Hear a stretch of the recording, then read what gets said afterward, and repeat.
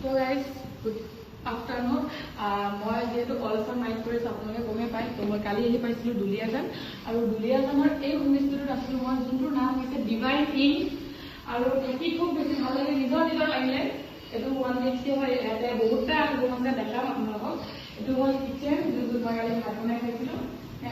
Kitchen আৰু ফ্ৰিজো আছে, চব আছে ইয়াতে। কিচেনটো আগত বহুত ডাঙৰ, ভাল লাগিলে। মই অকলে আছোঁ যদি ডাঙৰ হৈ গ'লৰ কাৰণে আপোনালোকেও আহিব দুলীয়াজানৰ। এইটো লোকেশ্যনটো মই ভালকৈ কেপশ্যনত লিখি দিছোঁ। তো গাইজ, এইটো হ'ল তেখেতলোকৰ অন্য এটা ৰুম। এইটো বহুত ধুনীয়া থিমেৰে ভৰি তুলিছে দেই, বহুত ধুনীয়া হৈ আছে ৰুমটো। ইয়াতো ফ্ৰিজ আছে, ইয়াত চাওক। কি লাগে আপোনালোকক? এইটো আছে, মাতৃছো আছে, কি লাগে আৰু আপোনালোকক?